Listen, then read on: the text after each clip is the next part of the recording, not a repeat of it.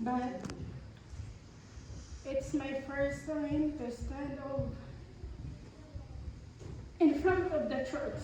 Usually, when I come to church back in the Philippines, I just sit down on the side and then listen and come home.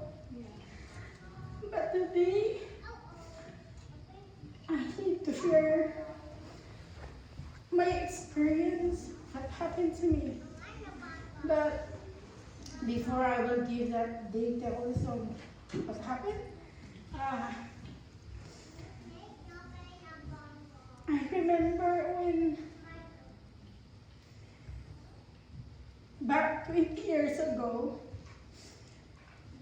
that was April 14, 1995. Sorry, I'm so emotional. It's okay.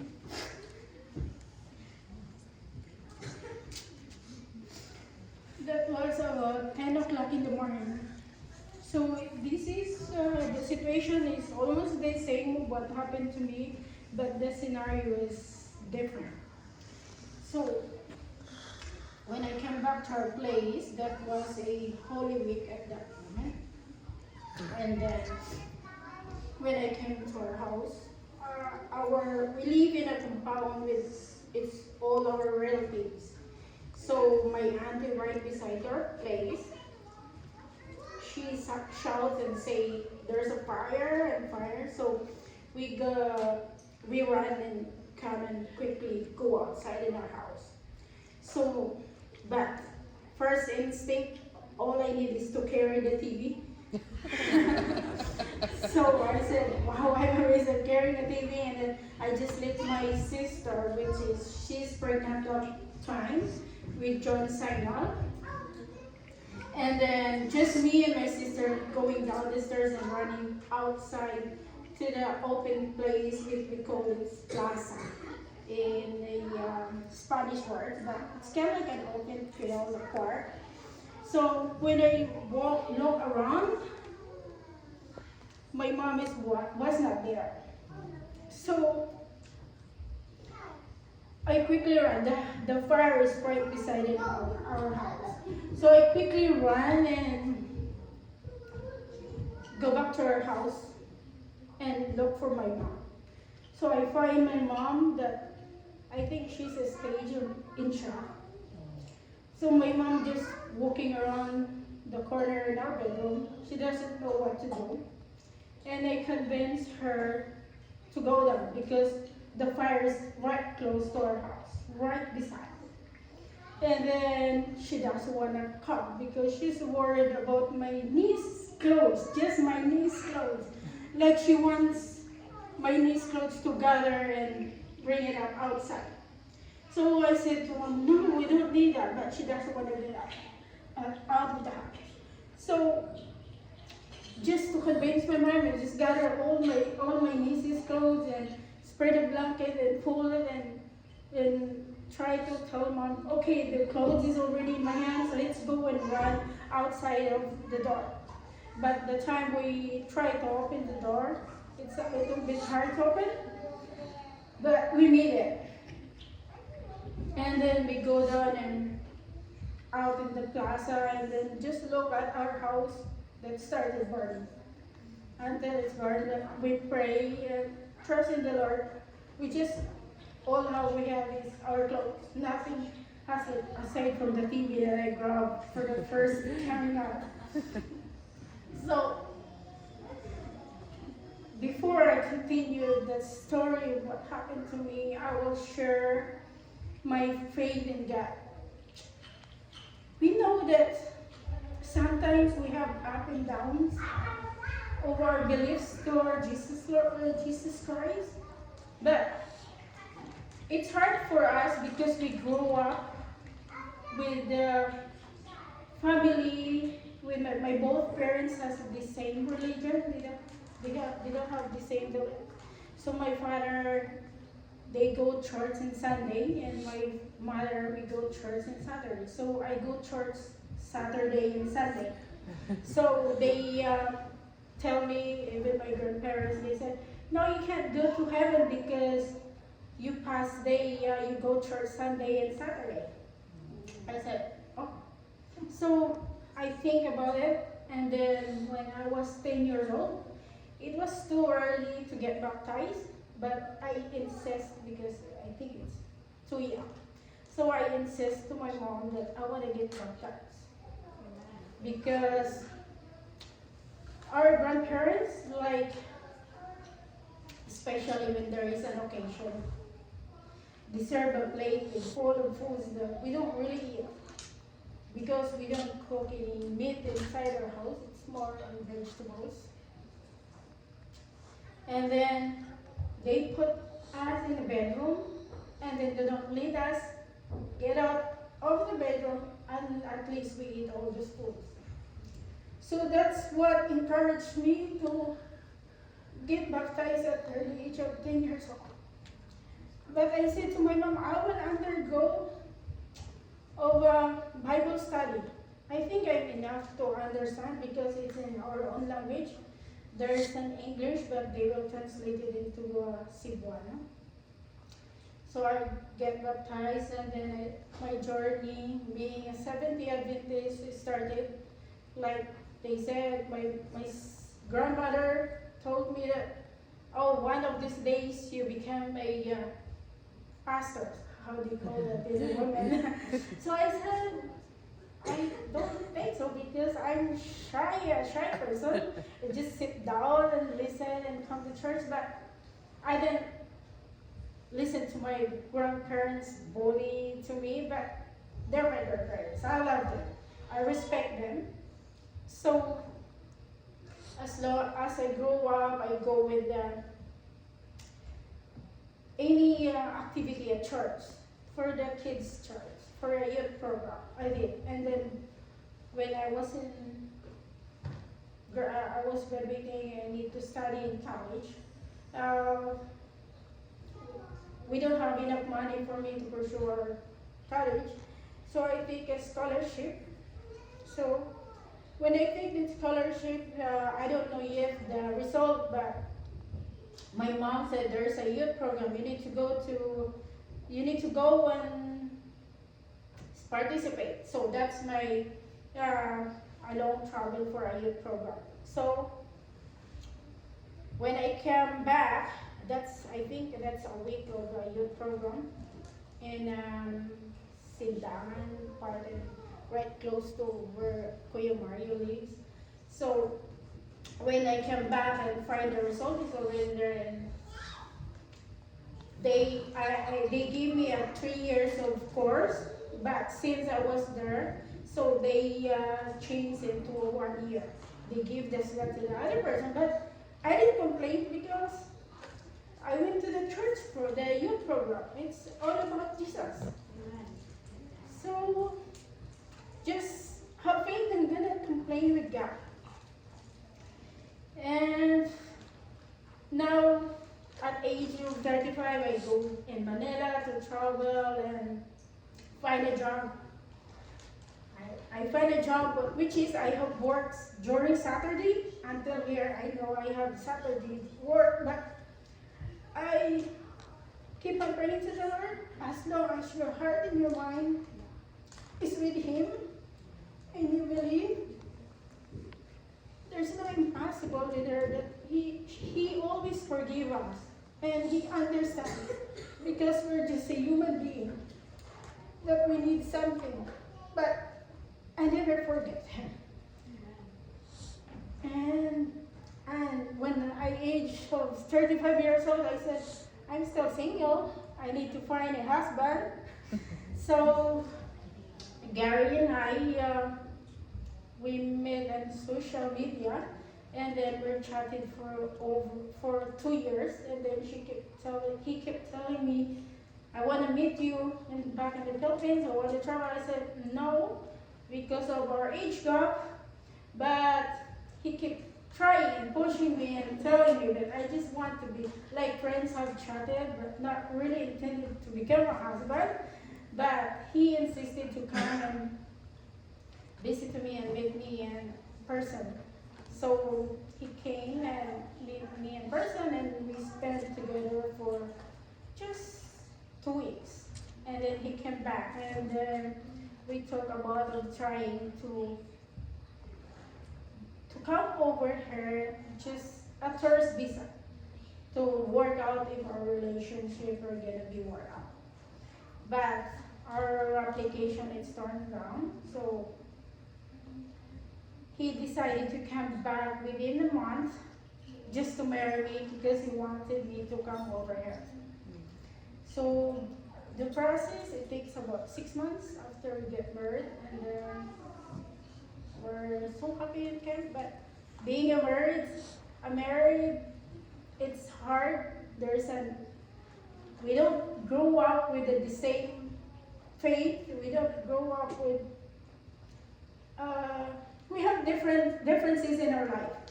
So as long as you have respect, understanding to each other, marriage will work out. So, but sometimes I invited Gary to come to church, but sometimes I didn't. But sometimes he just willing to come with me, especially like December, January. Like there's a special church activity. So now I'm here, kind of like our culture is different. So we have summer, we have a winter there, 2 seasons, like summer and rainy season, and here we have 4 seasons. So there's a big difference. So Gary introduced me all the natures in here. So these natures, I fall in love. He taught me to, the first time he taught me is in Heart Lake. So Heart Lake is my first love of lake in here. Wherever I go with different kinds of lake, Heart Lake is my favorite. And we travel just for different parts in Canada, which is mountain, grains, yellow. So I keep saying, wow, my phone is unlimited taking videos and pictures. Because I love nature, even back in the Philippines. But because of work, Monday to Friday, or sometimes 7 times a week, you need to work. So, but in here, I have a chance to explore the nature that God made for us to love and to for us to love. And then, but I love quality and every kind of sports we did with Gary, just to spend with Gary together. Like, we travel towards, I think, most hiking trail and thunderings I already went hiking and quadding. Mount Spiker, and then Roman Mountain, 5 cabins. We drove with the quad because I love running back. I'm not focusing on any invaders. I know Gary introduced me about the bear, but I didn't think it's dangerous because they're wild animals. Maybe they're harmless, but Gary warned me about that. But Bear Mountain is close to my heart. Where we live, it's just right close to our place. So we can easily access with the quad to go to Bear Mountain.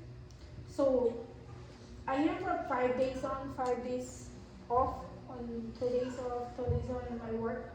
So that time, during my days off, all we need to do with Gary is just travel during summer or winter, go somewhere skiing. But I don't like skiing, but Gary tried to push me. I said, no, I don't want to broke my legs or anything. I'm old. I'm scared. I'm not young anymore. But he pushes me, but second time, third time, and then I enjoy it.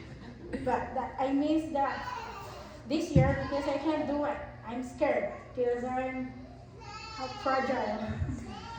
So I'll continue my journey of hiking. This hiking is, I love to go hiking every year. I don't want to miss any summer that I don't go hiking. I introduced all my friends the Bear Mountain, especially during fall. It's like when you stand up in the river, they call it river. So when you stand up and then there's an overlooking view with the colorful yellow, orange. I love the colors. So all my friends, like my close friends is Annalyn and Jeneline. I always tell them, but Anna we usually go every year in the river. But this year is different. We went that trail before with Gary, Anna, and her two children, but we didn't experience any bear. We don't have nothing, we don't bring anything or something, but this year, we're unlucky, but I know God is with us. So I invited that day to Anna and then said, Anna, let's go for a hike again in the cross-country skills. I know the leaves there is beautiful again because we went there before. And she agreed, and then we go there around 4 o'clock, so it's late. But but the sun said it goes like 7 o'clock or 6, something like that. So I don't think bring any bird spray. I have all those kinds of protection, bird spray, bird banners, because every time I go hiking, I always bring one. But that time is just like nothing. All I just want to go just hike. But we didn't expect anything that we're gonna be encountered with this tragic that we encountered. But as we go walking, I call that my mind is blank. They keep talking to me. I have my niece and Anna and Aunt's son. Annalyn keep saying, Ching, I smell something. It's weird. I said, I don't know. Maybe just you. Because I asked her son and my niece and they didn't smell anything. And then I said, we just keep walking and then we just take a look and we're gonna go this way. So we keep walking, and then all the signage, there's grizzly, the trails that you're gonna go. They have kinds of wild animals named wolf. So we're laughing and chatting, but we're laughing at Anna because she smells something different. But when we walk through, there's a cabin in the middle. So is it okay if I'm gonna detail this story, or maybe the kids won't like to hear it? So this cabin in the middle of the trail, there's 2 trails. I asked them, I don't decide myself. I just said, where are you gonna go, guys? Left or right? So they said left. So we go to the left and keep walking. We're still chatting and just keep continuing about that smell. We're bullying Anna about the smells because we can't smell anything. But when we walk for about maybe 3 meters, and then Anna's son said, stop, don't walk, don't make any noise. I heard something. So I also heard a big step. So we ran, but we didn't expect if it's a bear or something. We just heard a sound. So we ran quickly. I'm trying to get my slippers because we go hiking, but we're wearing slippers. That's a typical Filipino. We don't really use shoes. For me and my friends, we just wear flip-flops. So when we run, I stop and grab my slippers and hold and come back, and we go back to close to the cabin. And then I said, it's my fault again. Let's go continue this way to the right. So we kept walking, and then just Anna kept complaining about that smell. And then I said, Anna, I think we don't smell that smell, but I think if it's a bear, I don't know. Nobody knows if the bear smells different, stinks. I don't know. But her sons just make how to call it, a jokes to her mom. You know what? If there's a bear, we'll leave mom. We'll beat our mom. So it's a joke. But nobody tried to say that's bad or something. We just keep walking. He just keeps saying, repeat and repeat with that word. So when we try, said, I think we're lost. So we said we go to the left again so we can go a shortcut so it's easy because that's the direction we're from. We didn't turn around and go back on our trail. We just want to turn in a different way. But while we're walking, it's a little bit dark. It started getting dark. I'm a little bit scared because Kayla's kept saying about bear and bear. I don't think that we're gonna have that encounter. So Wendy and Kelly, they walk far ahead of us, and then Anna and Anna's right behind a little bit of me because he just phoning her husband that we're almost on our way home. We're going back to the gate. So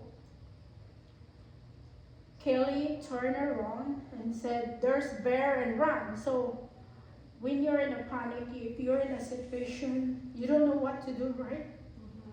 So we ran just a few seconds, and not even 5, a few steps. When I stop and turn around, and I see Anna, bear is running towards her, and Anna was stripped flat on the ground, and the bear just continued running towards her and bite instantly to her head and drag away from the trail. So it's hard when you see your friend is in danger. We're not thinking about me or my niece or his son that he's in danger. We're a little bit far. I didn't run because the first steps that we ran, Anna was already tripped. So I turn around. Do you feel that you heard the words from a parent or from a mother that saying, holding her head and saying, in the Filipino words, I said, but I will speak in English. I said, I love you, I love you, children. And that time, the first words that I heard that, you feel that in your heart it's like someone squishing it, that I can do nothing. All I want to do is, when I hear the words, I go run without any doubts in my heart, just to come and right beside her. And then lay on her side, trying to poke. I found a small stick, maybe this size, but a little bit longer. This is a perfect size, but not long. All I do is just jump right beside Anna and poke bear's mouth. You know that you can see it right on your face, the teeth that is yellow or something. That I just keep poking and poking until he removes, and until the bear removes on Anna's head. And then the bear went to Anna again and tore through her arms. It's kind of like you saw and experience the flesh that out of her arms. It's scary. It's kind of like I was in shock in that moment. But my niece and teenagers, they're looking for a log or something just to hit the bear. But we found only that maybe that size. I saw them that size and that long. Anna's son tried to hit the bear, but there's nothing. The bear is getting stronger and harder, like a rock. But the wood is just broken. And then he punched the bear too because he's a young man. He's a 17 years old kid, but he always go to the gym and have almost every day. He carried, I think, 400 pounds. He has a huge bicep, but he punched the bear, but he said, it's hard, but the second punch is just like a hard wall. It's like shaking her. But before that, I forgot to mention in the first, like, I heard Kelly that keeps saying to her, Tita, Mama, Tita, my mom, Tita, what am I gonna do? Just to lay her down right beside my friend. As long as I was there, I kept attempt to leave her. And I'm trying to protect also to my niece. Because I'm the second parent in here. I'm the one who invited her to come and study. I can't forgive myself of what happened to my niece. And if I leave Anna, I can forgive myself seeing her. And I don't know if what's gonna happen to her. But as long as I was there, I'm okay because I was there. But the time that the bear was turning around me and hold my head, chewing my head and holding my hands. So I have these 2 scars, which is a bite of a bear. I'm sitting on the trail. The bear, it's just my niece telling me that my bear is like he's face to face with me. But I remember waving my hands to my niece just to go run. I can't see. I see words, but it's hard. I can see louder, but just by waving my hands, they understand. So they ran, as they said, my nieces trip also while they're running because they're scared. They're that moment, that time, they're trying to contact the 911. But it takes longer because of, I think, the instruction. They don't really know the trail. So they run. That's what I heard them. They just run and hide into the cabin the first time, this cabin that we saw.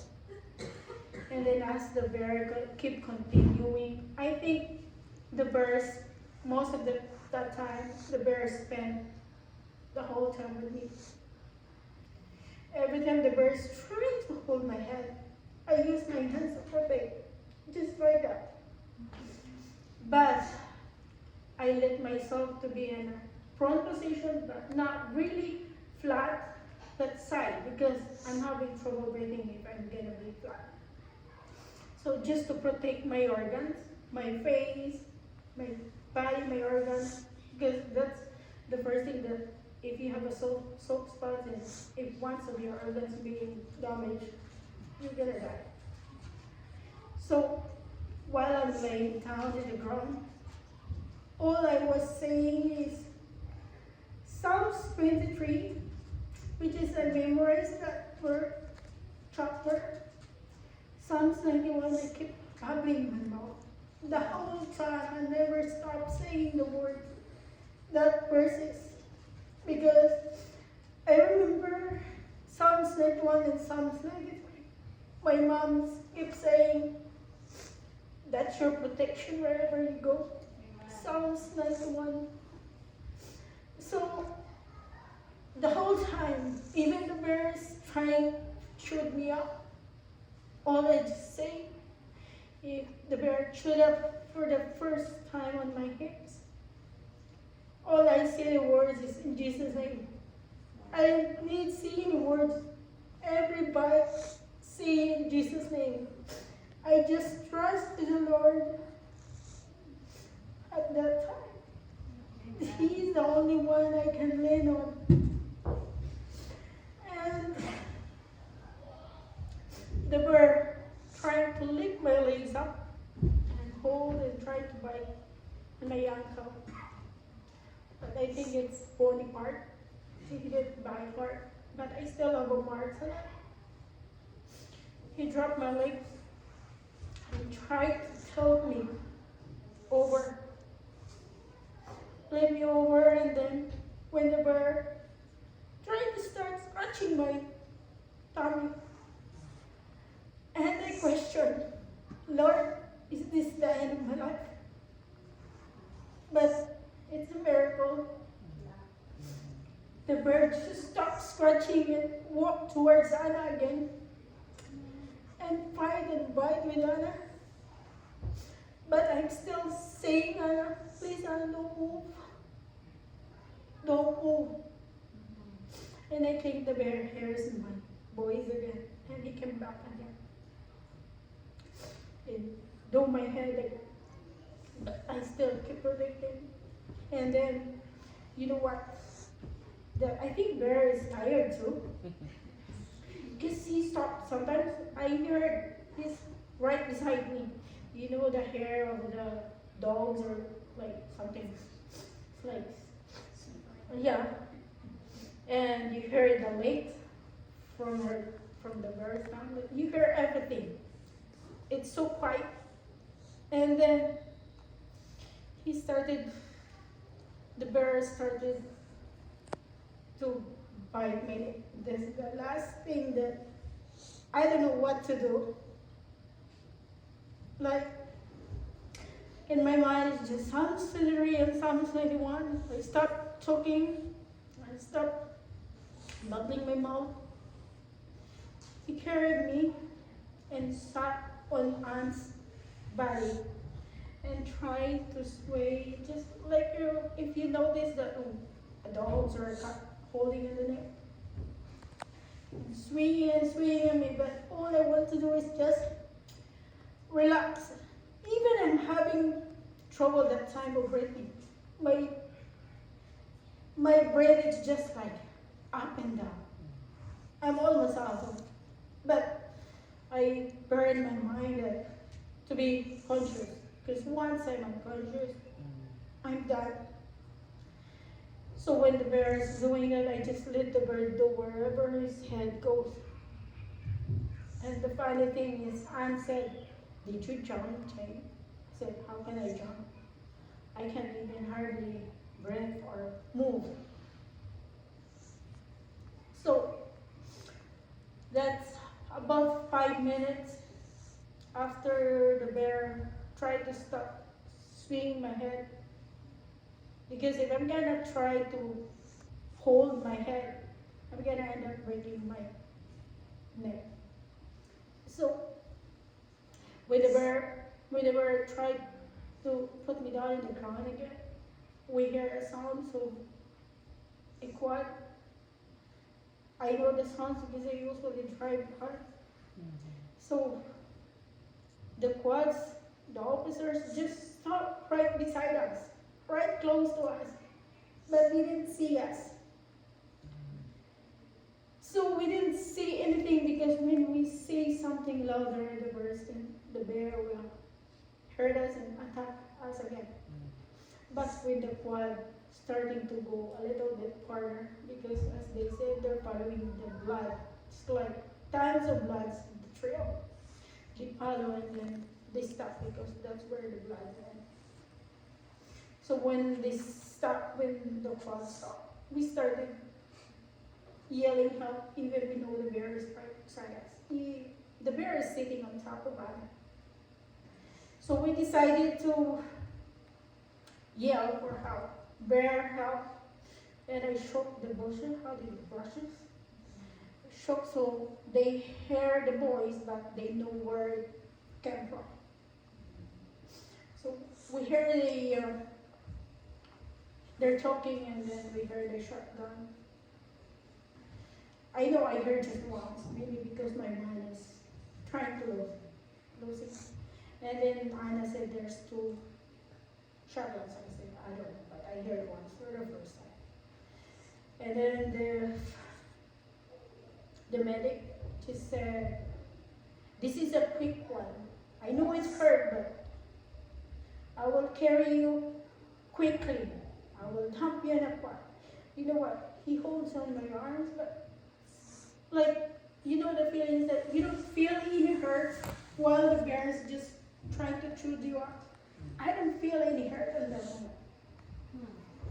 But when we heard that we have a rescue, that's the time that I think your body feels relaxed. You know that somebody is helping you. I feel the hairs in my hands when they're dragging me and put in the quad. And he dumped it to the quad, and then we're riding on our way out. So we're going to the gate, and there is a EMS out there waiting for us. But when I saw the rescuer, all I said is oxygen. I need oxygen. All I need is just oxygen. But I know myself, I'm having trouble. He said, don't worry, you will be there. At the gate, you can have an oxygen. But they put us in the areas between Abuta and us. They're trying to back for them helping us. Sometimes because of small space, the cup of the oxygen just try to away from my nose, and I'm saying again, my oxygen. All I need is just oxygen. He says, okay, I'll go after you. Oxygen. We will be there in a few minutes in the emergency. I'm just trying to be conscious until we reach the emergency. But my eyes is trying to close. I see it already to I think I'm gonna die. I can't make it until the hospital. But I know God is with me. I never doubted God ever since I got baptized. Even there's trials in our life, up and down, but I never give up with Him. And then when we reach the emergency, you know that the medic, every time there's another medic. All they want to ask for the assessment is just like, what is your name? Where are you now? Keep waking up, don't sleep. I try my best not to sleep, but my eyes try to close. But I keep praying to the Lord, please Lord help me. And then when there's nurses at the emergency, they said, please don't sleep, because I'm trying to close my eyes. And then Dr. Remy, he's my family doctor, it's just a shadow. I know the boys. I know there is a male and a female nurses around me. Dr. Remy said, it's just like that. Oh, this is reason. And that's Anna. And that's the last time that I saw Dr. Remy, and then the nurse said, just stay awake. What they kept saying, what is your name? I said, why this assessment is always keep talking, one just keeps searching, but I know it's a protocol for an assessment for the first, if you help someone else. But I said, okay, we're gonna do something to you, just stay awake, and then you're free to sleep. So they, as they said, they put me in sedation, and then I don't know nothing until I'm awake. So they lifted me to Edmonton, the Alexander Hospital. I heard a voice, which is I recognize. It's Gary, but I'm still sleeping. It's just Tara, her girl's son, that's saying, we're happy, Chin, when you heard that voice that your eyes, you have a teary eyes. You don't see, you're not awake, but you have a teary eyes when every time you heard that voice. But I think at the fourth day, Gary's sister and Lo and my auntie in Calgary, they came. And then I didn't see them. It's just like I'm drugged out. I'm drugged. Like I can see a shadow, but I don't know. It's just like a huge room. It's kind of like I'm feeling floating. I know their names. I heard their names. I recognize them, but it's kind of like I can't do nothing. It's just all to hear and cry. That's what they said. It should just turn in my eyes every time I hear the voice. So I was happy that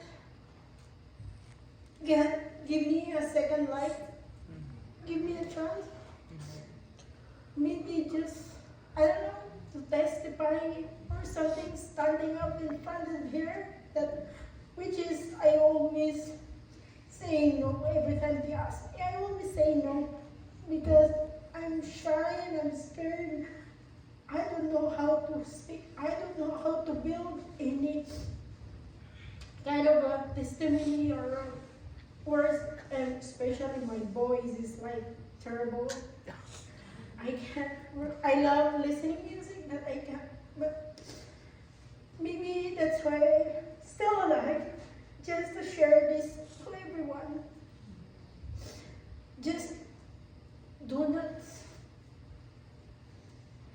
not, how they call it, forget Jesus.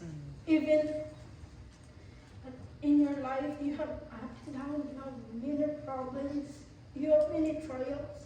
Don't quit serving the Lord. Don't use your trials or your problems to move away and don't serve the Lord. Use the tools, the problems, to be closer to the Lord. Because the more you be closer to the Lord, your faith will be hard as rock. Amen. Amen.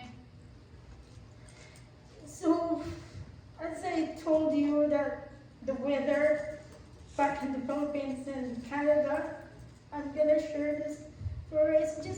I'm just imagining how to say something, words that it's an inspirational. So we have two seasons in the Philippines. We have a nice summer all year round, but there's spring, there's storm, typhoon. So I will compare our life, those with, we have a nice greeny area around in our place. Be prepared when the storms come. Spread your roots like a tree, so you can hold it properly without falling apart. So when the storms come, you remain standing up and holding in the ground and serving the Lord. Be just like a tree. Be prepared and be brave. In here in Canada, it's different. You have 4. So I share that because I'm a Filipino and I'm here in Canada. So you have winter, fall, spring, and summer. Summer in here is so beautiful. I love the colorful, the beauty in Canada. So summer, as I said, is be prepared. Especially when you're new in your faith, it's hard. There's so many trials coming into our life. I don't know, as I heard, Satan's trying to break your faith to the Lord, not to join, not to believe in God. But that's the thing, that summer is need to be prepared. When the fall is coming, the leaves is falling down. And then after that, there's winter. You're cold with Jesus because you have so many trials that you've been experiencing in your life. It's hard to become a Seventh-day Adventist. Even my three siblings, they follow on my father's side because they can't handle of going to church every Saturday. Most of the families Sunday, and then usually they go, if there's an outing, it's Saturday, and the food that we eat, it's hard to follow. But I stand myself because I dedicate myself to the Lord when I was 10 years old. So when you're cold during winter, don't try to be away from God. Hold those things to make you strong, because there is spring to bloom your leaves and you regain your life. Amen. Do not use those difficulties in your life to be away, Lord. Just use that steps to be closer to her. That's why I share that word. Imagine what is the best word I can compare and inspire other people. How to stand your belief in Lord. Because we didn't see Jesus. Jesus is in our heart. So love is God. Have faith in Him. Trust in Him. Like Proverbs 3, 5 to 6. That's my favorite verse. Have faith in Him, like you can see in Mark 11. Is that Mark 11:22? And you need to be brave to yourself, because you know that God is with you. Do not worry everything, but we're just human, we're worried everything. But please bear in your mind that God is with us. No doubt. He's alive if you think that Jesus is in your heart. So the last thing I'm going to share it again too is this phone. All my cards and my driver's license, health card is in here. This phone, my niece uses this one to throw the bird's head. But I keep this phone. Yeah. But I should remember that I have pictures in my phone. I kind of like an old person. I have pictures with my parents in this phone, my husband, my pictures when I was young.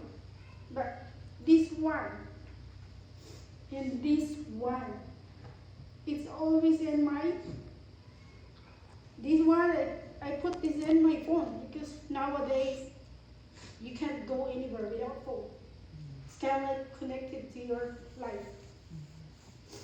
So this Bible, I always bring this one in my purse every time I go to work. But if I don't bring any purses, I have this one in my phone. So this verses is a copy of Psalms 91. And laminated just to, in case if you get wet or something, still like that. So I have this in my wallet all the time because I don't like purses. I don't like really wearing shoulder bags. It's like even my shoulder. But this Bible is always in my purse, and wherever I go to work, wherever we go with quadding, I always put this in my like the storage, because Bible with me all the time. I always bear in my mind that my mom said, Bible is your shield in your life, protection. So this one is with me all the time. So as you see me, that sometimes I came to church, sometimes I didn't come to church. I didn't forget the Lord. He's always in my heart. So this is the end of my testimony for the day. And thank you. I'm thankful for all the nurses and doctors, especially Dr. Rainier, Dr. Sola, and all the nurses. They are the instrument of the Lord to save lives, people that need. So God is real. Thank you.